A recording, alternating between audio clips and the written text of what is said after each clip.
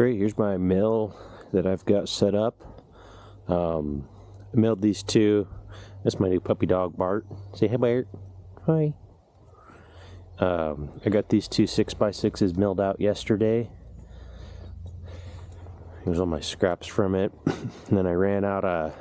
I needed to sharpen my chain. It was super late last night, and I was like, yeah, I'll just do it tomorrow. So I gotta tighten that up too. But here's my jib that I built. So you screw down your 2x6 on your board. Two 2x6. These are, I think, 4 inches or so. And then you're just screwing on plywood. Hangs down about 1 inch so you don't overlap. Just a spacer so our threads line up. 2 1/4 inch bolts with a coupler, jam nuts. So this fits like that. Then I did have to drill through my bar, which was very, very difficult. I'm sure if you had better bits, I was just like scrambling to find the bits that I had, but if you had some good bits, you could get through it. So yeah, so then when it sits on there, see how that fits snugly there. And then once you tighten this up, there's not a lot of play left and right. Like this play here. I mean, it's pretty,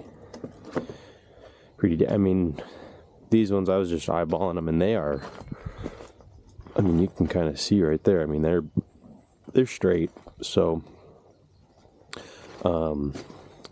so yeah, how I set up, let's grab my thing. I'll show you how I get this set up. So when I first get the log, you got to debark it. Get all the bark off, get all the limbs off. And then I pre-cut my 6x6, my desired size. And I would set it on the butt of the log with it level. And then I just scribe it. And then I go to the other side, do the same. And then when you set this on, you make sure this is also level. Screw it on. It's a little tedious. I mean, I was doing it by myself, but if you had someone, it would make it a lot easier. But here I am. Let me see what else was there. Oh yeah, so my logs are 16.6, and this is a 16-foot board. If I could, I'd like a 20-foot board that went way out, because this, see, I run out of track, and it'd be nice to set it like here, like that. And then you can line up your marks a lot easier before you screw this top board down. But it's not bad. So then when I'm running it, a lot of times I'll just sit here like this and just grab it and pull. I've got a big bar on it so you can see it sticks down just enough. That works out pretty well. Makes your hands super tired from pulling. So sometimes I'll switch to this position. I'll grab up here and hit it like that. Usually I'll run that for a little ways. You know, just to give your body a break on different muscles. But I mean, it'll go as fast as your saw will go. I just bought some new stones, so I'm going to sharpen this thing up and pull the rakers down a little bit. I mean, this is a big saw. This is a 95cc saw. So it's got the power to pull this. And usually these, it had a 3-foot bar on it, but I'm pretty sure this is, I think it's a 28-inch bar. So it's really got the power to pull it. Yeah, you can see I was getting pretty fine yesterday when I shut it down. So yeah, I mean, I'm going to try to get quite a few of these 6x6s. These are going to be beams for my house underneath, and then we'll set our 2x12 floor joist system on top. So you have a 2x12 plus this as your load-bearing beam.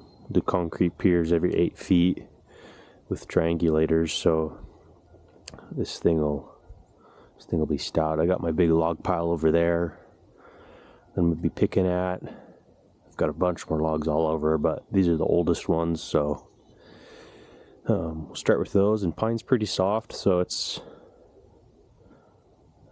pretty easy cutting if the saw's sharp.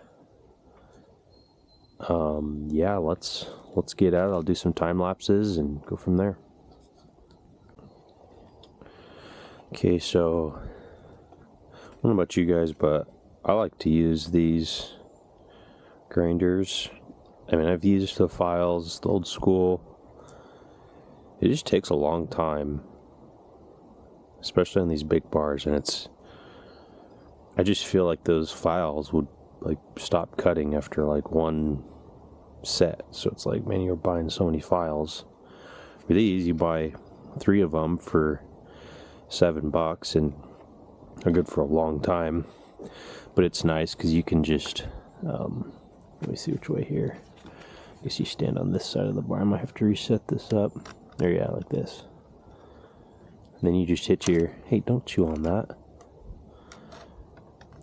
Hit your angle that you want. Hey! It's gonna get zapped. I got this hooked up to the DeWalt battery. Oop. There we go.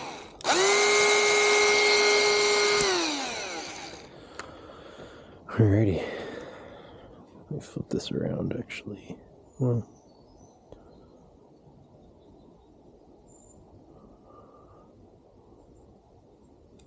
might be able to work it.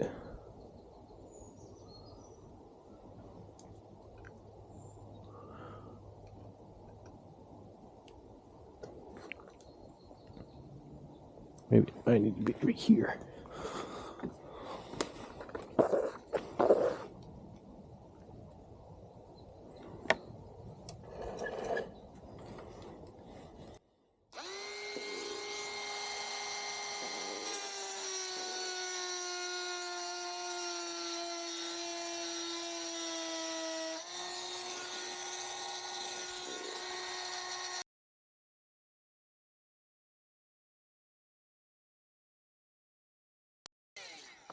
Those batteries dead. Batteries are always dead. That's one thing. I mean, electric's cool, like electric chainsaws, and you can talk about cars, but they have their place. But it's like, it's kind of a pain charging. I mean, it's nice, I guess, but like I said, they have their place. Already got the chain sharp. See if this will grow pop. Bart, hey, it's okay. Scared little guy.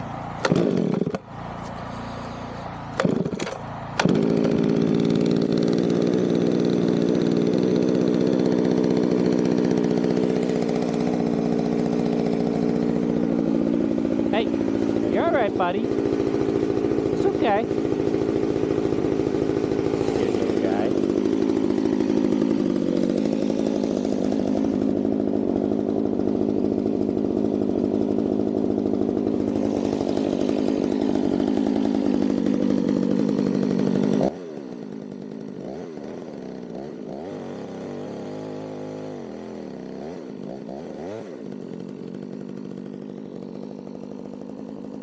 Hey.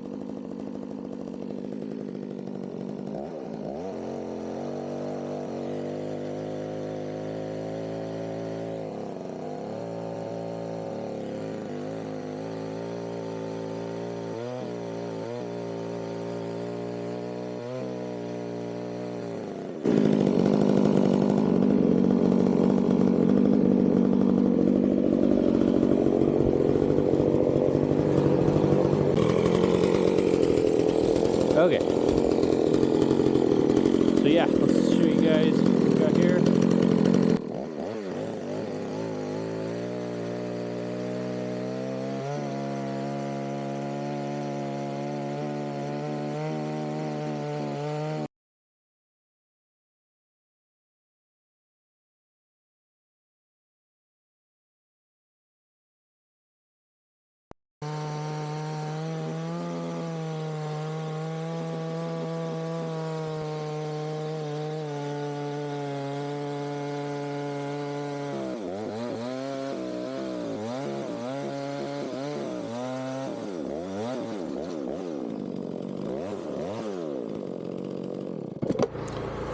Just like that. So yeah, you kind of saw there at the end, that's would have been nice to have this board a little longer because I was just kind of free shooting it, but it's long enough bar. I mean, that's straight. I thought about doing, I have another 2x6 board and putting them together and then just sight lining them straight, but I don't know, it's working. So what do I fix what's not broken, as they say. Oh, this wood is so nice and heavy. Like, that is a nice beam. So yeah, that's 3. So yeah, let me go grab another log and clean it up. All right, we got the skid steer warming up. A little chilly out this morning. About the middle of March here in North Idaho. So here's one of my log piles. I got a couple more piles worth. So yeah, what I like to do is I take my 6x6 and find a 16-foot log and then find the small end. See how that is like perfectly that. And sometimes I'll even let, like this one, that one's pretty close. That might be too small. If I could do this one will be easy to grab. You know, and it's kind of hard because it's like, man, on these bigger ones, do you know, you could do a 6 and a slab, but this mill, I mean, it'll take a while. You could do like 2x6s, like cut this, like cut the beam that I just cut, just move it over and do more rips. You could totally do that. It'll just take a lot longer. So I'm gonna do all my 6x6s, and because I need those first. So, but yeah, maybe we'll just end up milling all our 2x6s too. And then I thought about it. Yeah, I might move this one out of the way. This one's a pain.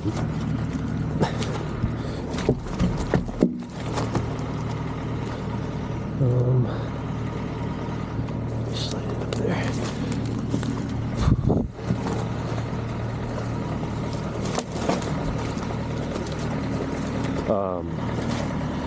You know, and then also like for flooring and even for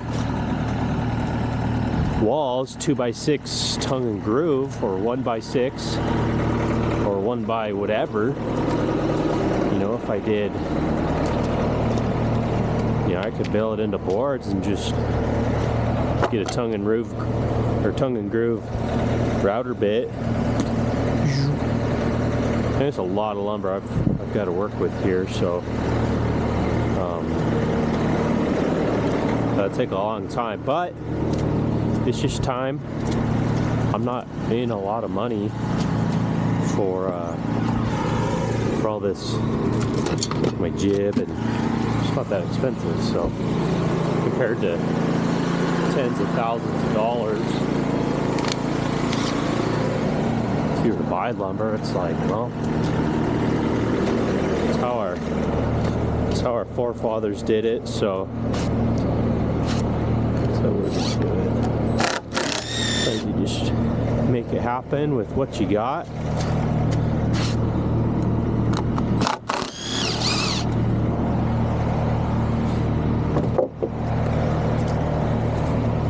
Set this down.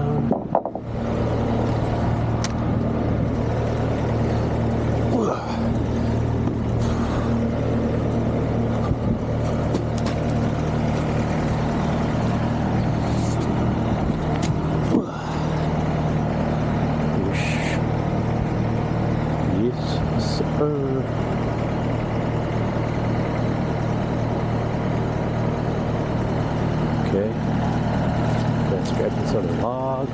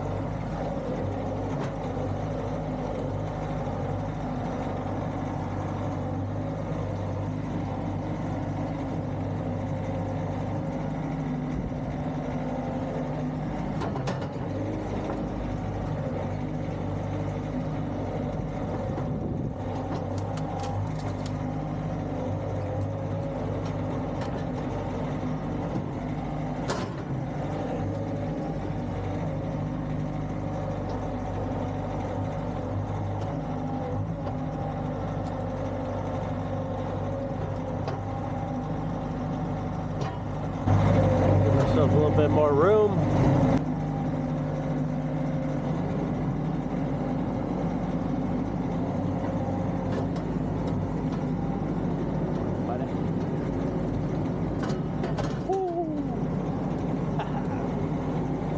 Just like that. It's a little tight getting out of here with these trees. I really like to save trees that I can, like these little guys, but that one right there and that one just get banged up from all this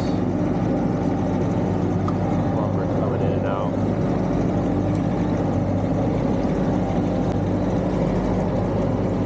Back to the gravel before you turn. Just lost that one.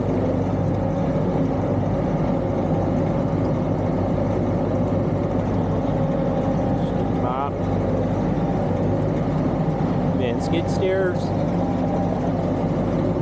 the best.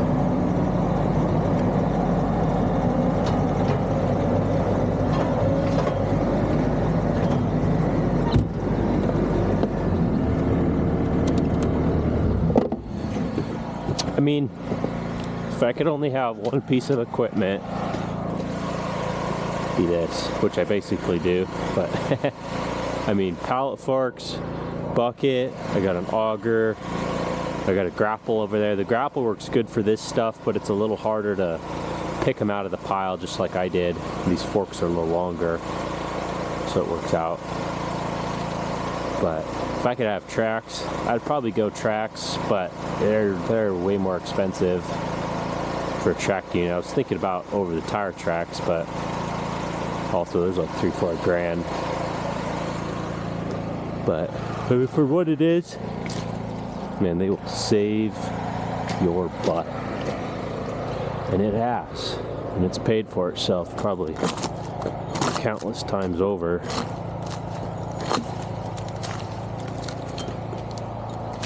So yeah, what I do here, trim all this bark off. Bark holds a lot of dirt in it, and that'll dull your chain super fast. So we get all the bark off so it's nice and clean. Makes our chain stay sharper for a lot longer.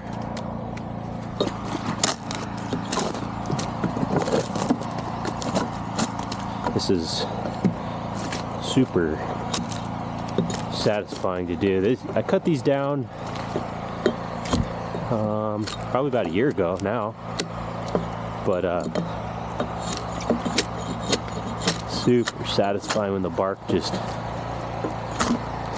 flakes off like that. Oh, look at this one. Whew.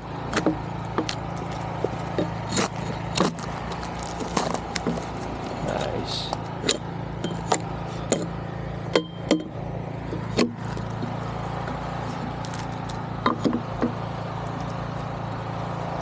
Yeah, if you were to like just cut this tree down, the bark does not come off very easily. I should get a moisture meter, see what our moisture is in the logs. Since these have been sitting for so long, it would be interesting to know if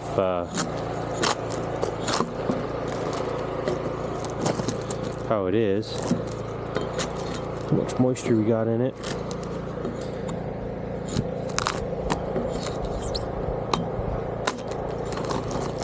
I know bark helps hold in moisture also.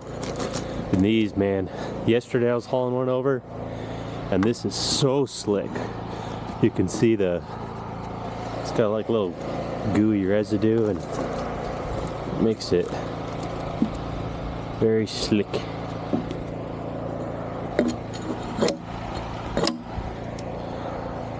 Okay, so I think before I roll it over, I'm gonna trim all this stuff with the little saw. This is where an electric saw would come in. I have one, but obviously forgot it. For just trimming these little guys off.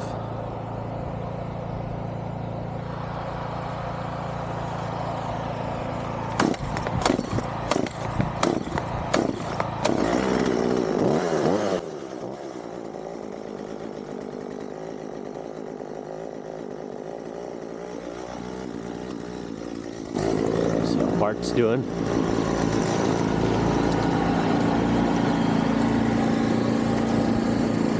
He's just sleeping. He got a little scared of the saws, so we only had him for like 2 days. Gonna get him used to all the sounds.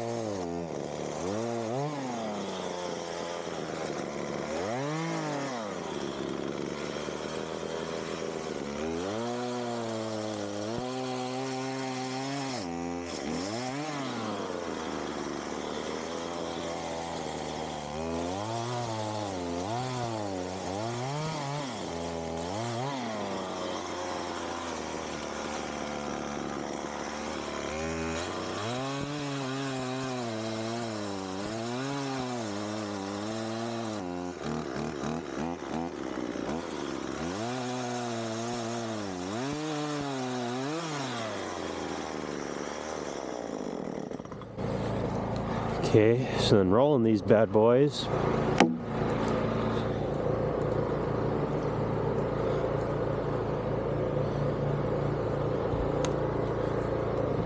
Whew.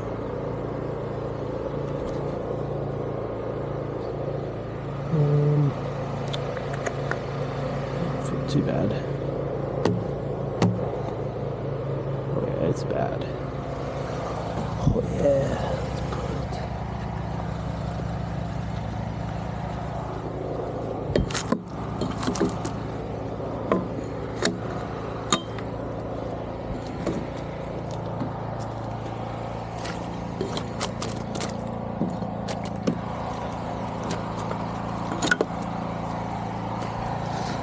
Okay, do a little trimmy trim.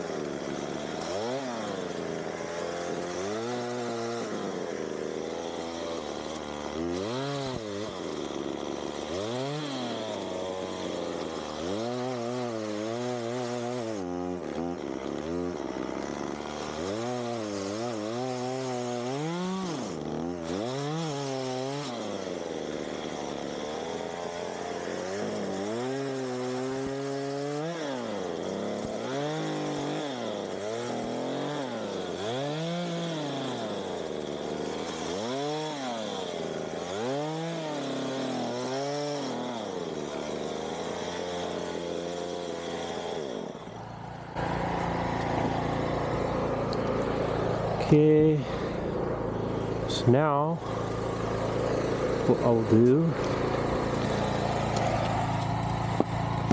is we'll set up our block, template, whatever you want to call it.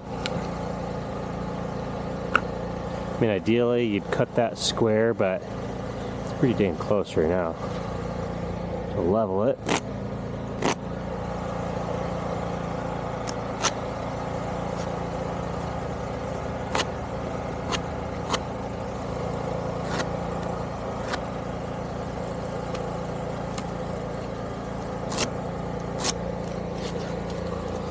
So, come down here and do the same. So usually on these fatter ends, I like to center it up on that.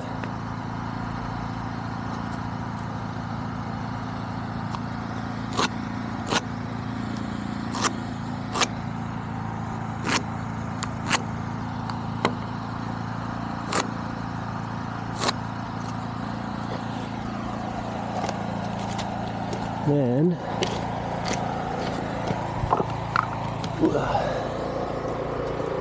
this bad boy.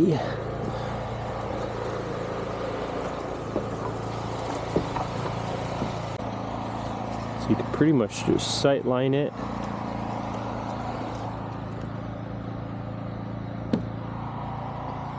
And so we gotta go over just a little bit. Whoa. That's a little far. And then you have to make sure you're level.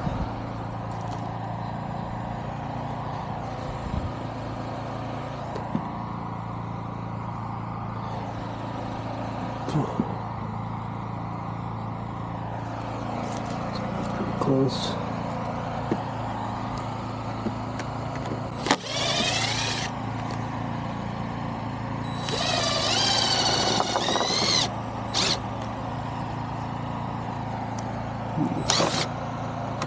Use some longer screws.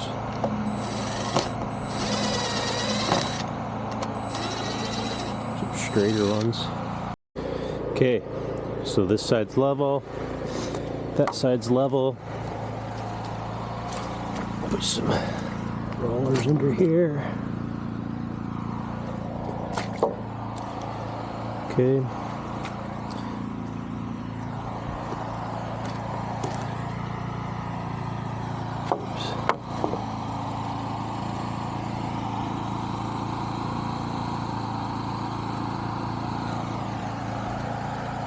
Okay, so now that we're all set up, man, that takes the longest time. Debarking it, branching it, doing the.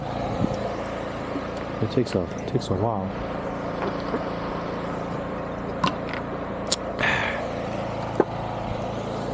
So I always like to, once I go back and forth a dozen times, so I'm just eyeballing right there. Your eye can detect like 1 or 2 degrees out of plumb. Okay. So now that that's right there where we want it, fire this bad boy up.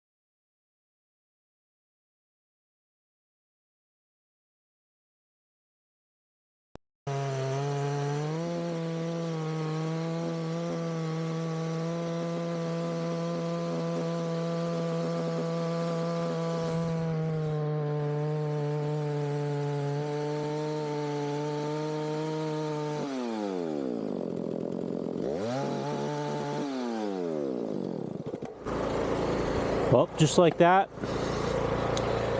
Got a little thin in there in the middle. I guess it'd be wise to double check your line on your log, make sure your log's got enough girth right there, but you know, this one will just have a little live edge on the corner, which is gonna be fine for what we're doing. So yeah, now we're just gonna flip it and keep on milling.